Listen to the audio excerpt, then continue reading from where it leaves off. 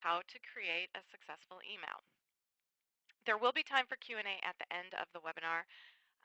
Like I said, it's about 50 minutes, so go ahead and type in your questions, and then at the end I'll be able to answer whatever questions that you have. So let's go ahead and get started. First of all, this is what we're going to talk about today.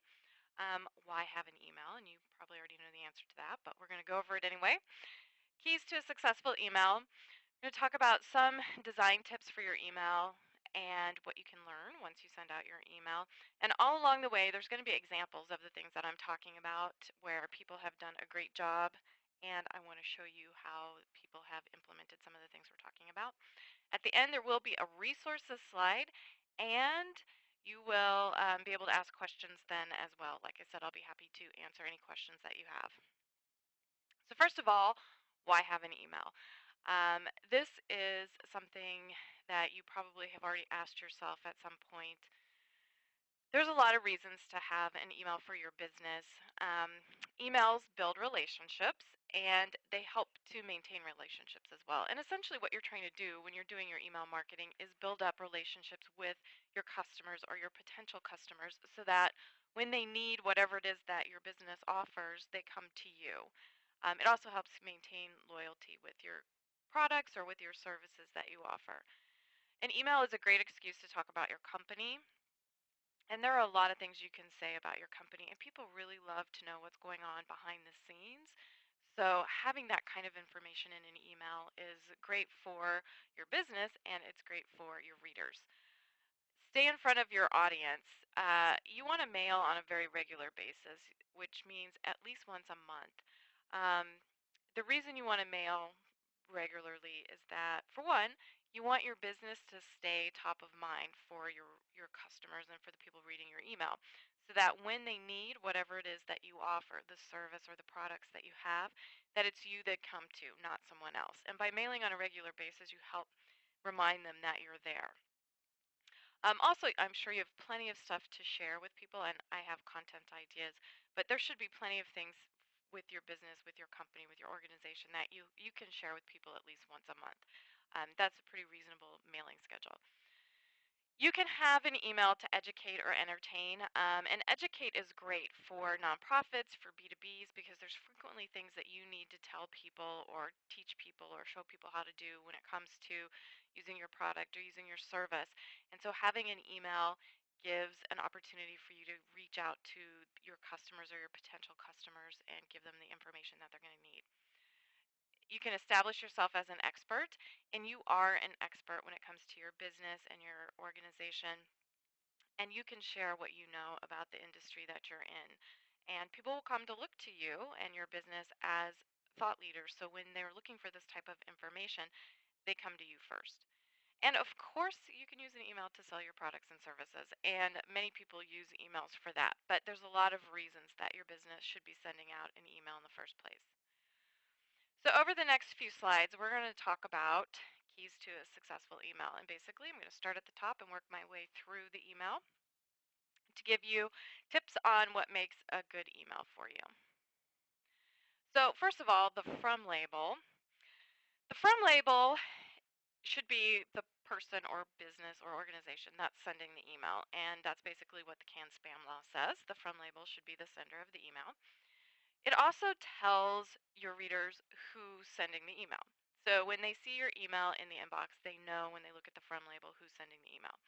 Once you've decided what you're going to use for your from label, you want to be consistent because your readers are going to get used to seeing that specific from label. And if you change it, they're not necessarily going to know that it's still the same great email that they come to expect.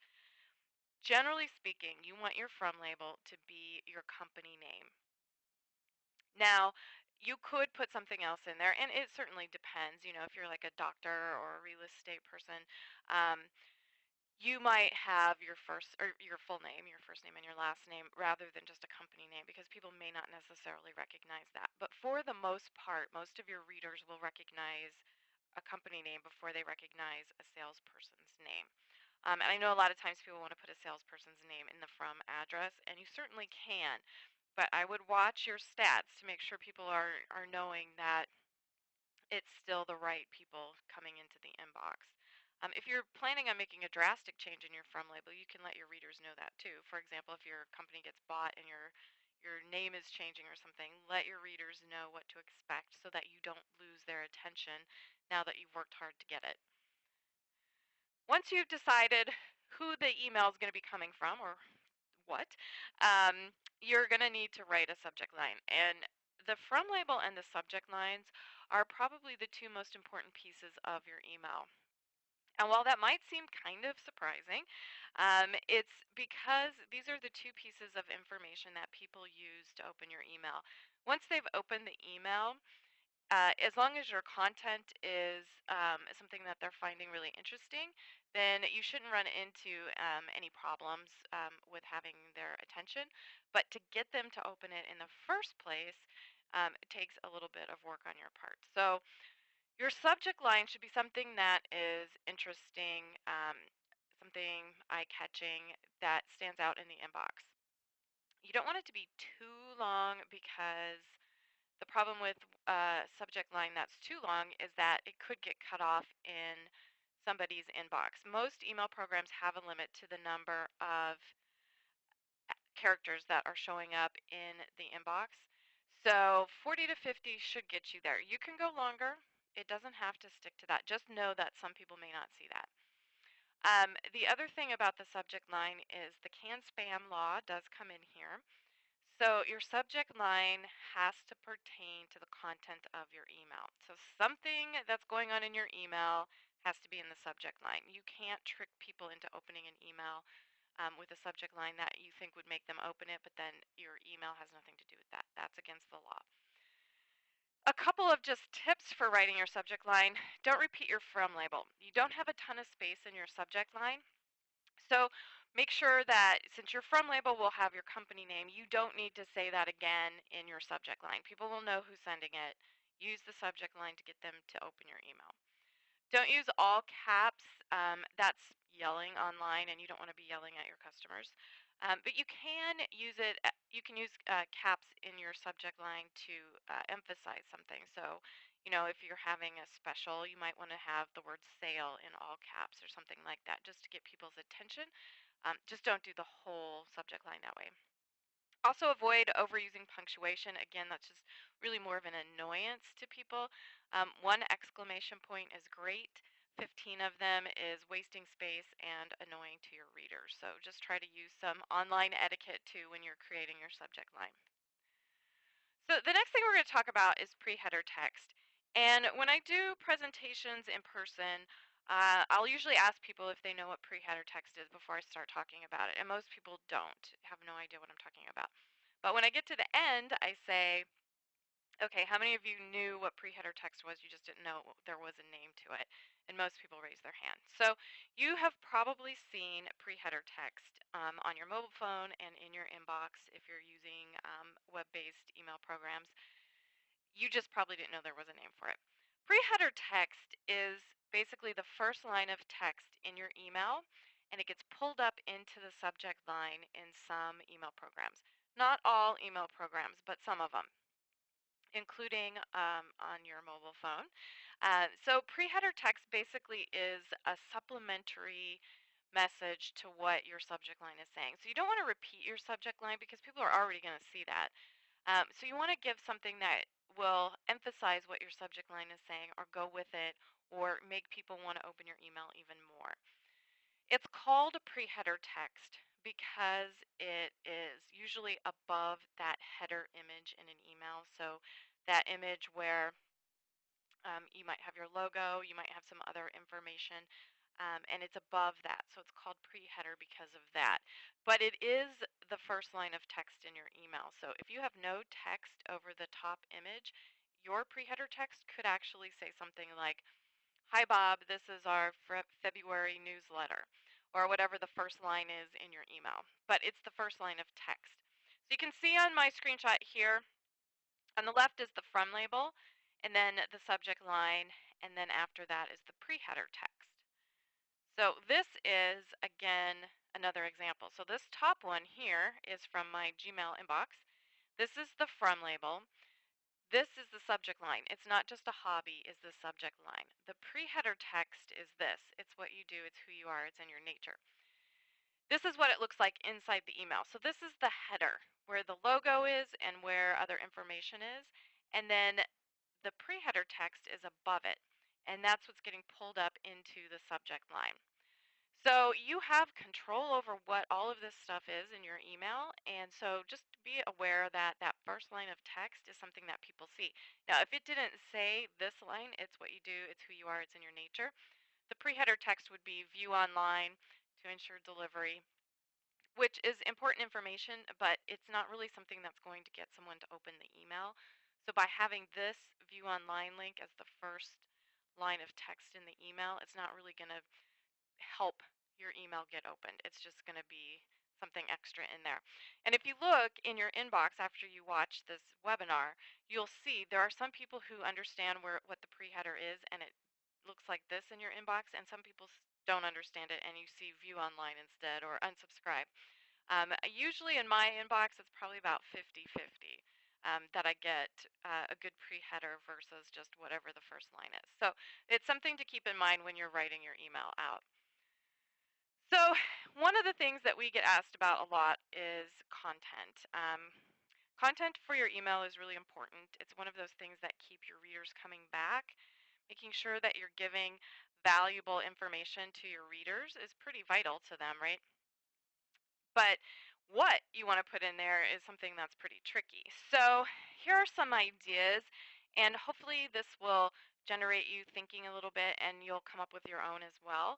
But these are some things that you can put in your email. Talk about your business. What's going on?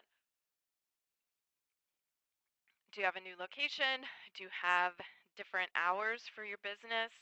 In the wintertime, do things get busier or slower, so you have to change your business hours? Do you have a new product or a new service? Are you looking for volunteers if you're a nonprofit? Do you have an event coming up? Whatever's going on with your business is great content for your email. Your readers want to know what's going on, and this is a good way to get that information to them. Using testimonials in an email, if you have a product or service that people can review, can be pretty powerful. And we're going to see some examples of testimonials in emails in a minute. But if you do get that kind of feedback from people using your product or service, that is something that can be really effective in an email. If you do things like webinars, or if you have events, if you're doing videos or something, those are great things to put in your email. Holidays, of course, are something that a lot of people create emails specifically for. And don't be intimidated by the word holidays. Just because most people do a lot of emails around the holidays that you see on a calendar doesn't necessarily mean that your business falls into those holidays. But that doesn't mean that there aren't holidays that will work for your business. Or you can invent them. Why not? So think of something special that works for your company, for your business, for your products, and you can use a holiday to promote it. Social media, in a number of ways, can make up your content. Of course, you want to have buttons to find your business on Facebook or Twitter or Pinterest, wherever you guys are, giving your readers the ability to share your email on social media. You can also use what's happening on your Facebook page, for example, as content in your email to help drive people to your social networks. And you can also use an email to invite people to find you on social media. So if you feel like you've just created a brand new Twitter account or Pinterest account and you want to get some people there, send an email, invite your readers to come find you there.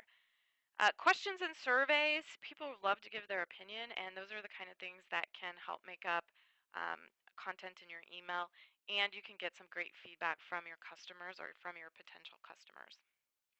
Some more content.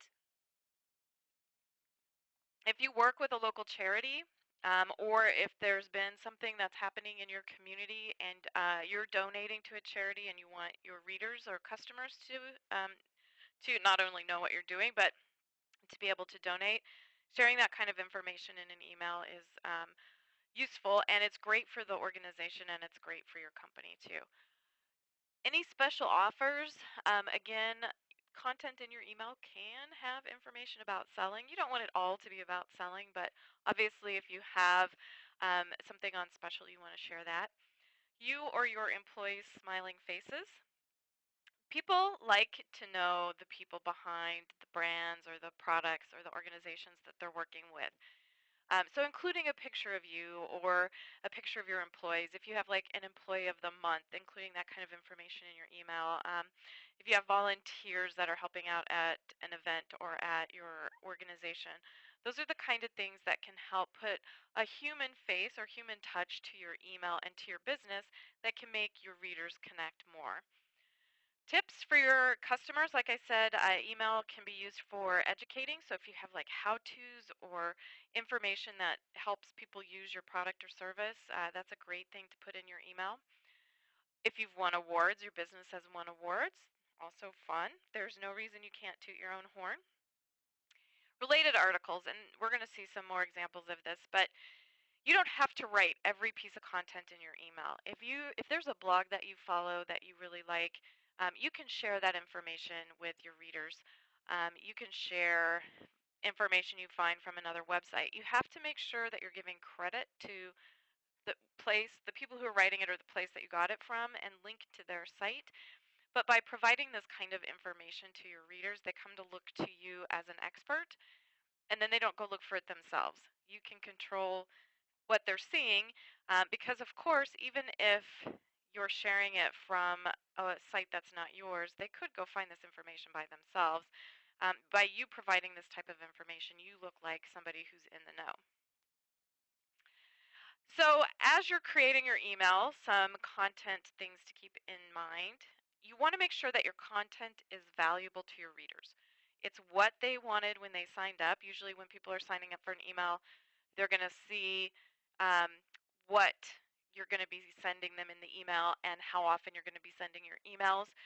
So make sure your content is relevant to them, that you're providing them with the information that they're looking for, and that will keep them wanting to open your email every time you send it.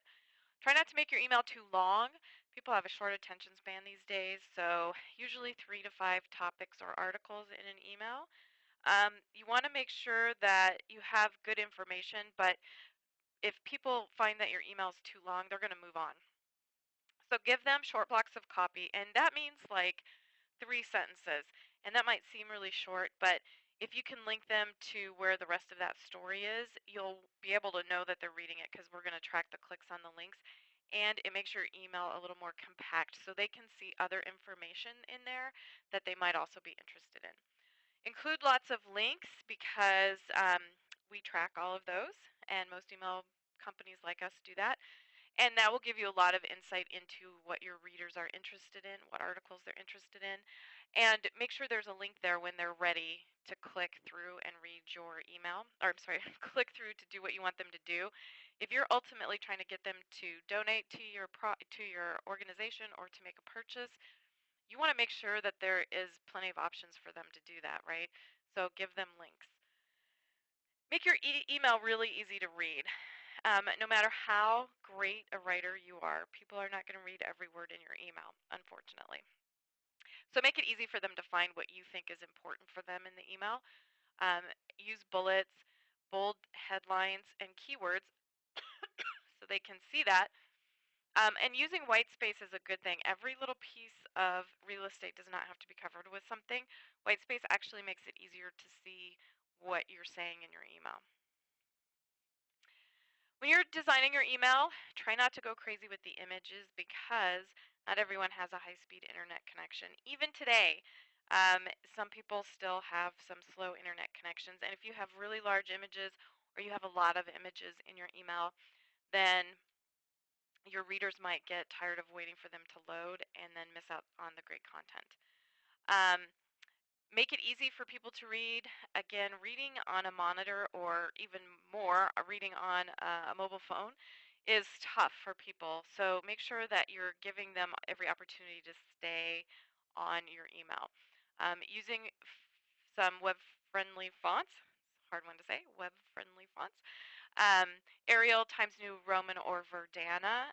They're very readable, and everybody has them on their computers. As you can tell, the Arial, Times New Roman, and Verdana are actually in those actual fonts. And you can see Verdana is one of the biggest. I think it's the biggest font out there, which makes it easy for your readers because you have to remember who your target audience is.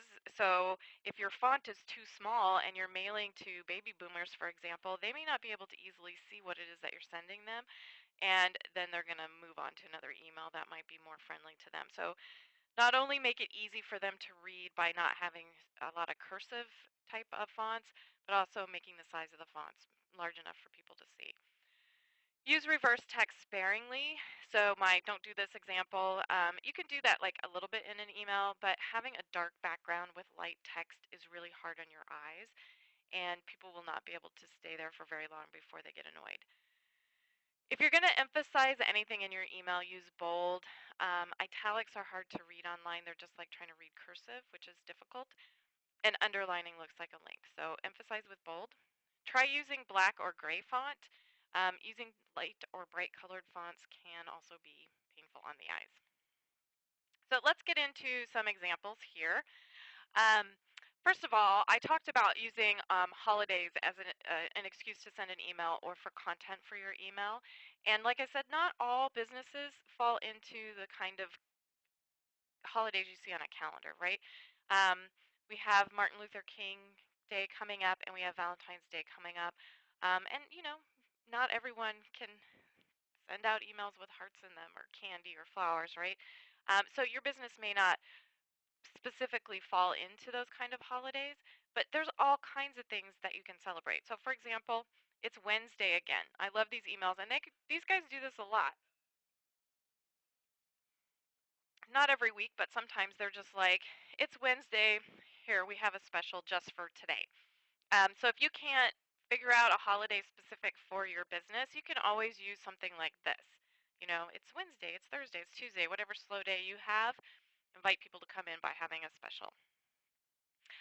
This is another thing you can do. There is a day every day of the year. And you can do a search online and you'll see all of the listings of all the different things. This is Chef's Catalog, which has cooking equipment or tools. And they had this email that they sent out, who's up for International Waffle Day? That is definitely not on a calendar, but it's fun. It's very appropriate for their business. They had this little story about waffles, and then underneath it, they had all the tools you need for making waffles, like ladles and bowls and waffle irons and all of those kind of things. So it's really fun. It's really attention getting because having a subject line with waffles in it is very unusual. And it really got my attention, and it's the kind of thing that could work for your business as well. Maybe not waffle day, but like I said, there's some kind of day every day. So if you do a search, you can find something like that. As I mentioned, you can also use social media for content in your email. And this is an email inviting people to find a couple of social accounts that they've created. And so you can do that social invite email, just have a list of where your business is, what social networks you're using, and the information that people are going to find there. This email is about a new blog that they started. So they talk about the stuff that's going to be included on the blog. And they also set up a new Facebook page for French speakers because they're located in Canada. So you can see over here on the left, they have all of the different social networks that they're on. And then they have this content telling you what's going on there. And then they have the adorable chicken picture. The chicken looking at the computer makes me laugh every time. This also is something that I talked about for content, and these are testimonials. So you can see here, there's testimonials of people who did the brewery tour, and I feel like the text of the reviews that people had for the tour, as well as the picture of people having a good time on the tour, both work as testimonials. And these are things, people like to hear how other people find your product or your services, and including these kind of things in your email can just help your readers decide you are the best. And I also like at the very bottom of the page here that their social icons are all related to what they do. They're a brewery, so they're bottle caps. And these are things you could do as well. If you wanted to have something that was more on brand, these icons are on the internet. Just do a search for social media icons, and there's a bazillion of them, and they're free. Facebook and Twitter don't love these. They usually say you're supposed to use their logos or their icons, but there are a lot of them if you'd rather have them be a little more on brand. These are more testimonials. This company has the testimonials in the email and then the star rating. So just showing you some of their popular products that they have. And then this arrow is doing a little foreshadowing for call to action buttons, which we're going to talk about in a minute. Another thing to keep in mind is if you have a longer email or a newsletter, this is an example of our newsletter, using a table of contents at the top can help get people to see more of what's going on in your email. Usually people see the top part of your email and read whatever's at the top and then move on either to another email or click somewhere else. So if you want to make sure people aren't missing things that might be really vital to them, include a table of contents at the top. Another type of holiday thing that you can send an email about are birthdays. And if you're collecting birthday information, you can send an email to people during their birthday month. You don't have to send it on the date. You could just collect people's month, the month that they were born in, and send a special email. This is a winery, so they have to know when people were born, because otherwise they can't go into their website or sign up for their winery club, their wine club. So they know people's birthdays, but once a month you could send out a happy birthday email just saying happy birthday. This one included a discount if you purchase some of the wines. You could also think about including that.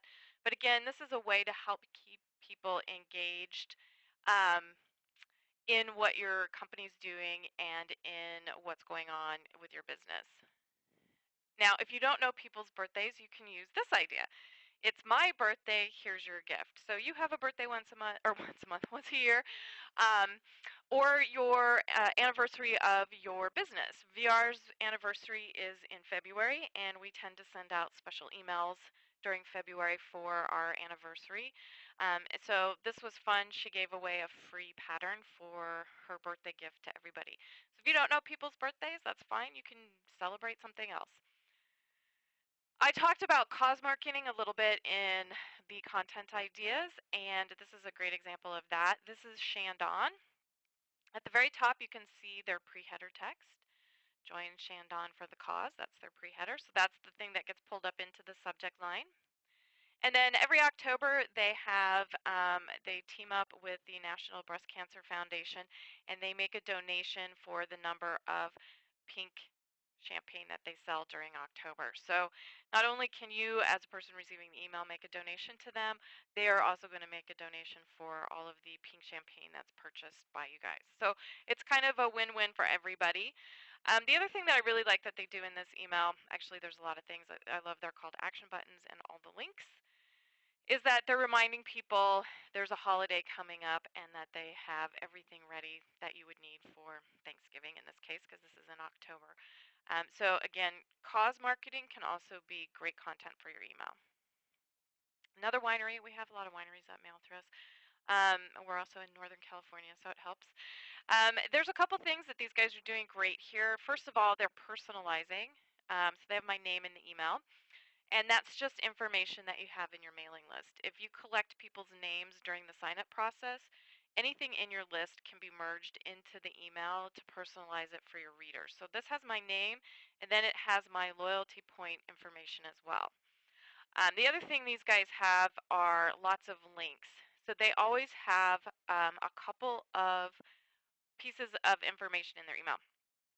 Sometimes it's an event they have going on and then some wine. This is a gift box because this is from December, I think. And then they had a couple other wines. But there's a lot of links going on here. So everywhere you see this kind of champagne-y color is a link. So this image is linked, this is a link, and this is a link. So in these three, is it three, maybe two sentences that they have here, they actually have 3 links. So as a reader, I have plenty of opportunities to go to their site and purchase this. So speaking of linking, as I said, linking is really important in your email because ultimately you're trying to get your readers to do something, right? Um, make a purchase, make a donation, download something. And so that's your call to action. That's what you're trying to get people to do in your email. And giving them an opportunity to do that with links is really important. Plus, as I said earlier, we're going to track clicks on the link. So you're going to see what part of the email was important to your readers, how far they got down into the email, which article was the most interesting, because you're going to see which ones get clicked on the most. It also allows your recipients to read long articles so that they don't have to sit and look at your email the whole time. They can have a bigger window to look at it. So here's an example of why linking is important. This is an old email because this obviously happened a few years ago. But breaking news emails usually are not happy news, so I had to save the happy news emails so you didn't see the sad news. This particular email is text, which is fine. It's breaking news. It's an email I've signed up to get, and there are no links in this email to read this story. There's a link for an ad. There's a link to unsubscribe, which has to be there. But there's no link for me to read this article that I signed up to get. I would have to open a browser or open a new tab, type in the URL, and go find this story. How many people do you think would be willing to do that if you don't give them the right links or the right information in your email? Contrast it to this. Now, granted, this is an HTML email, which doesn't matter. The point on this one is there are a lot of links in this email. I can read the full story here. This is going to link me right to the same story. I don't have to do anything but click on this link and I'll be able to read what's going on. Whereas this one, I have to do all kinds of stuff. So the reason you want to have links is so when people are like, oh, I want to look at that, they don't have to do anything, because if you ask them to do something, more than likely you're going to lose them. And make sure when you're linking that the links are going exactly where they need to go. So if this, instead of being, well, this is a story, so this should go right to this story, not to the front page. Also, if you're selling a product or a service, your links need to go exactly to what you're talking about in your email. If you just drop people at your website and think they're going to find that information, you're going to lose them. So I mentioned call to action. Call to action, again, is what you're trying to get people to do. You want to make sure that your call to actions are clear, because if people aren't sure what you're trying to get them to do, you know they're not going to do it. Send, again, your links. When you're using your links, send people where they would expect to go. And think about using a call to action button, which is what's on this page. These are all call to action buttons. It has what you're trying to get people to do, right? Buy now, register today, download, donate now. Whatever you're trying to get people to do, including a button for them to do that, has two purposes. First of all, buttons are really compelling. It makes your readers want to click on them just because they look different than the rest of the email, so they are very eye-catching. They could increase sales because people are more likely to click on that than they will click on a link because they stand out. The other thing that a call to action button does is for your mobile readers, people reading your email on a mobile phone, will find it easier to click a button rather than trying to click a link. A button has more area for a finger to hit it and hit it correctly than a link does. So since as of the beginning of December, that first week in December, 51% of emails are read on some kind of mobile device, so that would be a tablet or a phone. 51%. So using a call to action button can be pretty effective for you. We have a free tool that you can use. You can use whatever you want, but if you go to buttons.verticalresponse.com, you can create your own button, and it can be whatever color you want. It can say whatever you want it to be, and you can make it whatever shape you want. So we have that available for you, and again, it's free. So here are some examples. These are call to action buttons, and as you probably noticed, or if you think back for a second on some of the emails I showed you, a lot of them had call to action buttons on them. Some of them I pointed out to you, some I did not. A couple things on this. Shop the spring sale, call to action. Click here to learn more, call to action. Chocolate truffles, not really a call to action, but it is a button, so you can go and read more or go buy some chocolate truffles. The only thing I would change on this email is the background. So it has that dark background, which is kind of hard on your eyes. They have gray text, which makes it a little bit easier. But just doing the reverse, a light background with that gray, a little bit darker gray text would probably be even better. And this one has a big call to action button that I did not point out, so hopefully you've seen it by now. And it is right here. So you can see that they stand out. This one is red, which goes with the color on the branding for this email, but it stands out because the background is white. They also have a link, so if somebody wants to click a link, they can. If they want to just click the button, they can do that as well. Plus, they have all their social sites on there. So images. You've seen in all of the emails that I've showed you, they all have images. So you want to use images in your email. They are very engaging. People like to look at pictures. There is the old saying, a picture is worth 1,000 words, and it really can be. You can get a lot of information into a picture. Just keep your audience in mind. Again, not everyone has high-speed internet, so don't put a ton of pictures in your email or really large ones. The 80-20 rule is 80% text, 20% images. And you can play with that. It doesn't have to be exactly 80% text, but the important thing is that there's a balance of text and images, and that all of the information that's vital, if you're having an event, if you're having a sale, is actually written out in text, not just in the images. Some, not all, but some email programs still block images until the reader turns them on. Gmail just changed this, but if people can't see the image to start with, you want to make sure that they get all the information they need within the text of the email. Link all of your images. Most people know if they click on an image, they're going to go somewhere, so make sure they do.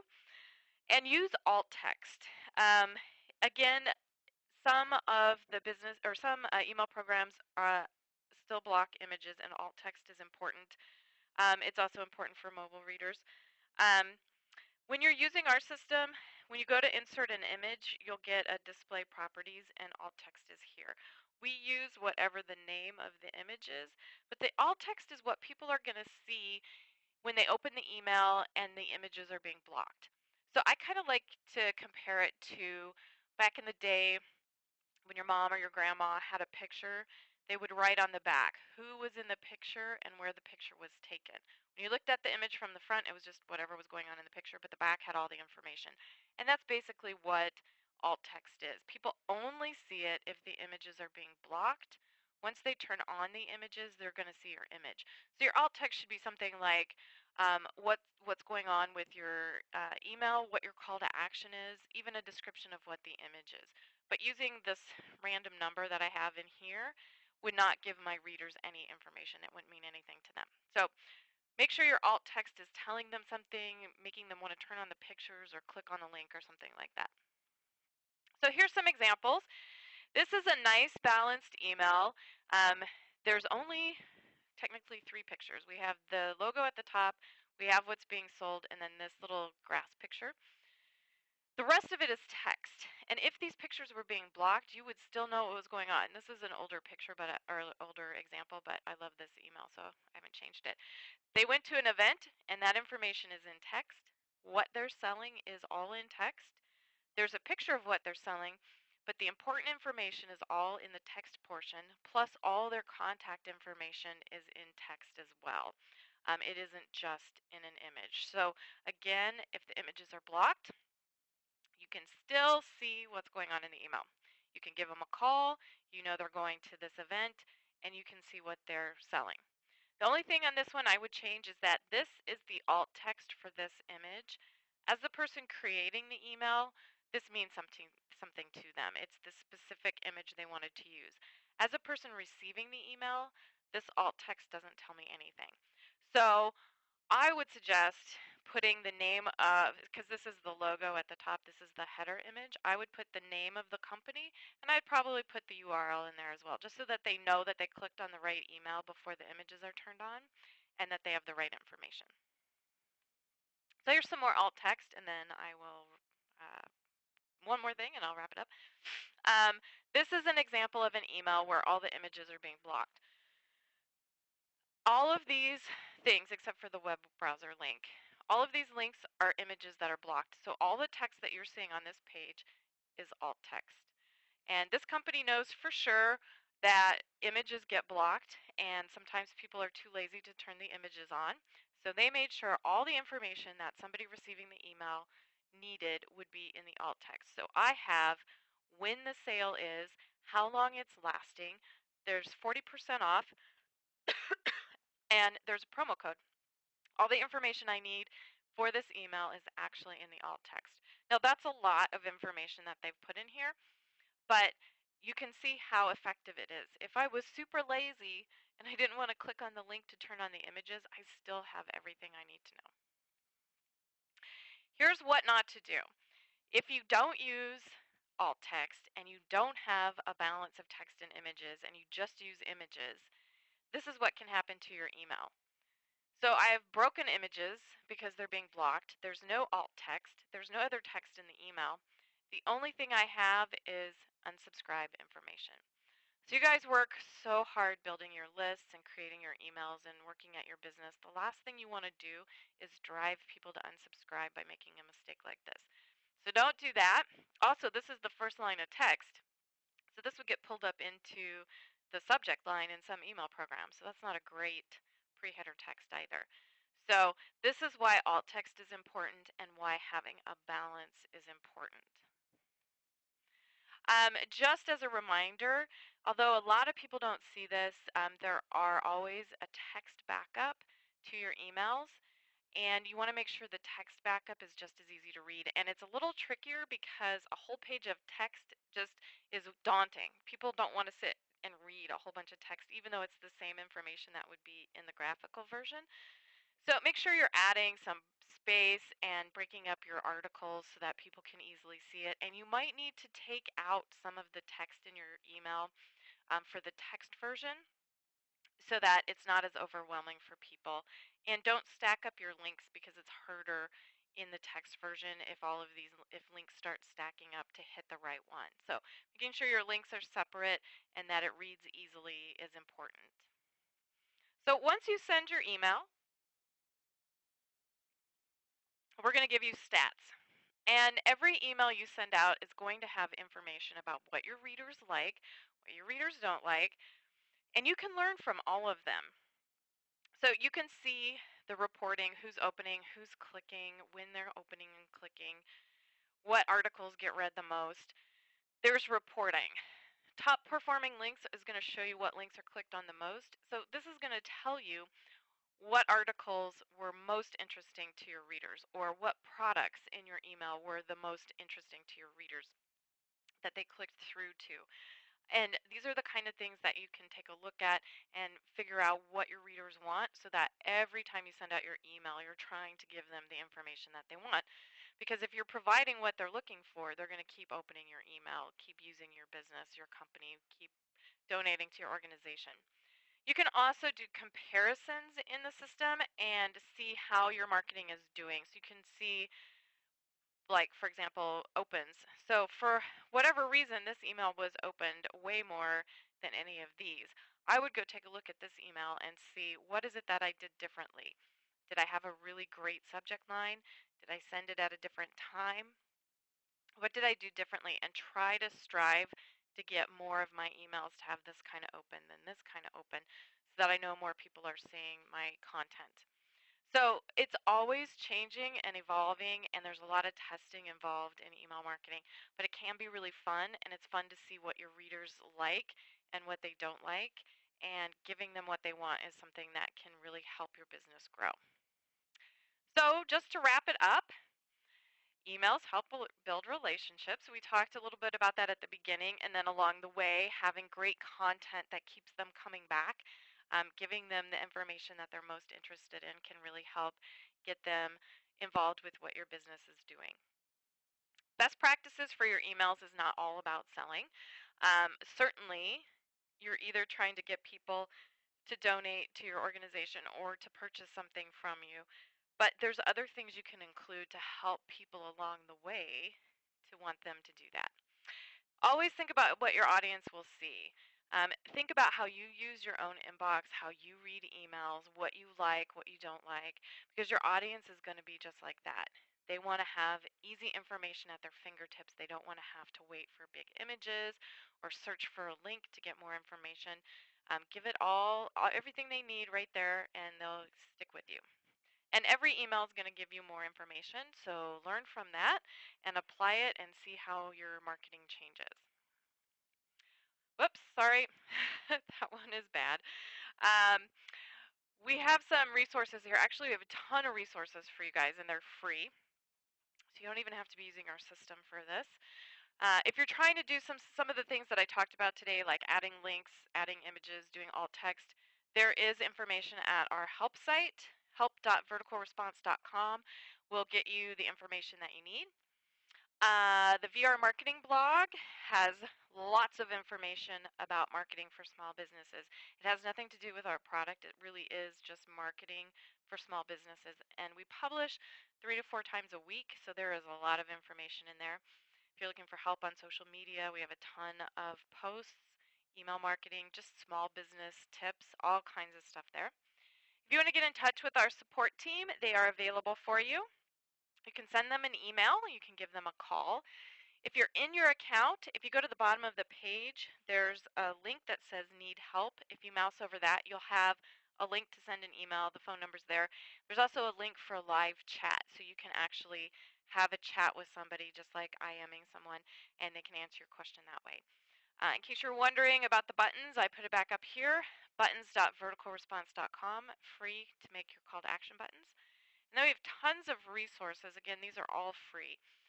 If you go to our website, verticalresponse.com, and click on the tab that says resources, there are free guides, there are recorded webinars, and there are some infographics up there. These are some of the guides I think that will help you get started with your emails, although there's tons of them there that you might want to check out. 8 email marketing basics to remember, email checklist, and email marketing reporting basics. All kind of get you going on the things that we talked about today.